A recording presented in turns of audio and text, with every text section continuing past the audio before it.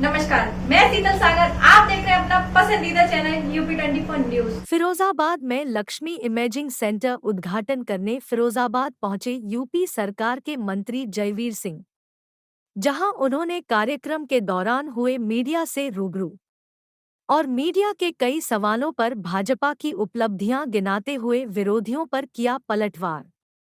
हम सबके नेता ठाकुर जयवीर सिंह जी हम सब लोगों के बीच में आदरणीय भाई साहब मंच पर स्थान ग्रहण करें और साथियों सभी लोग पहले हाथ से आदरणीय मंत्री जी का स्वागत करें।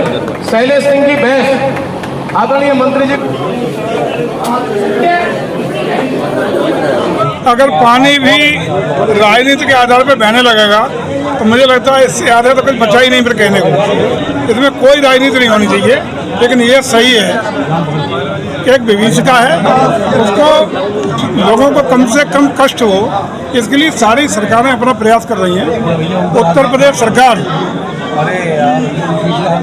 बाढ़ से निपटने के लिए उत्तर प्रदेश सरकार पूरी तरह तैयार है, कटिबद्ध है। अपने संबंधित सभी जिलों के प्रशासन को स्पष्ट निर्देश हैं, राहत सामग्री से लेके वहाँ जो भी बचाव के संसाधन हो सकते हैं उन सबको सचेत कर दिया गया है। संबंधित प्रभारी मंत्रियों को भी लगातार वहाँ के डीएम और संबंधित अन्य अधिकारियों से संपर्क में रहने के लिए कहा गया है।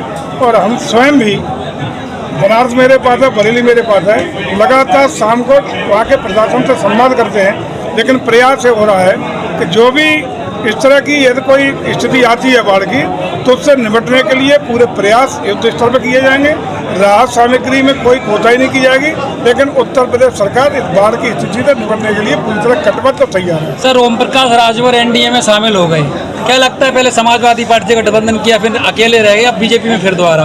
क्या लगता है कि फायदा हो रहा है? देखिए, भारतीय जनता पार्टी अपनी नीतियों और कार्यक्रमों के आधार पर हर वर्ग धर्म जात के लोगों की सेवा करने में, उसको सेवा सुशासन और कानून करा देने में पूरी तरह सफल रही है।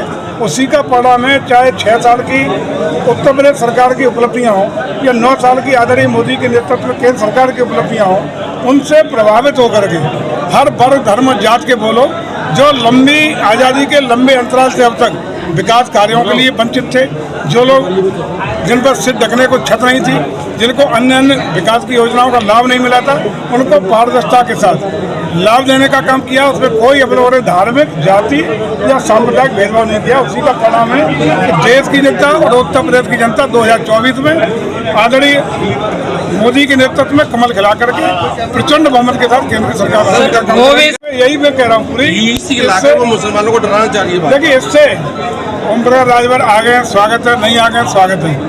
कोई भी जो हमारी नीतियों से प्रभावित होकर आना चाहता है, स्वागत है, नहीं आना चाहता, स्वागत है। लेकिन भारतीय जनता पार्टी प्रचंड बहुमत के साथ जीतेगी और उत्तर प्रदेश से 80 की 80 सीटें जीतने का काम। सर, ओवैसी कहते हैं कि उनकी पार्टी यूसीसी का विरोध कर रही है, मुसलमानों को दबाया जा रहा है। सर, आप कैसे देखते हैं?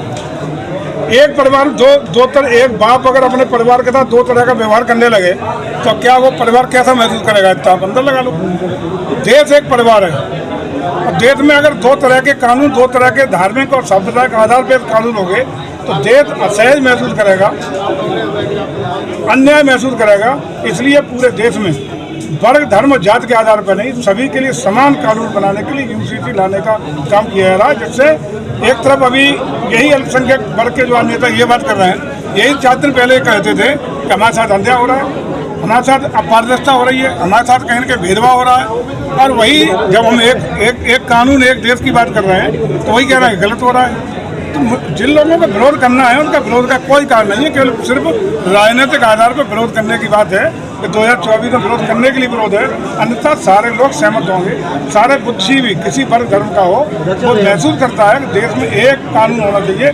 तमाम ऐसे विश्व में मुस्लिम कंट्री हैं जहाँ यूसीसी लागू है। क्या यूपी में यूसीसी लागू होगा? 100%। सर, समाजवादी पार्टी छोड़ के बड़े बड़े नेता शामिल बीजेपी में होने वाले हैं, दारा सिंह जी भी आ रहे हैं। सर, क्या कहना चाहेंगे? मैं कह रहा हूँ आपको, जो हमारी नीतियों से प्रभावित हो, स्वागत है, आए।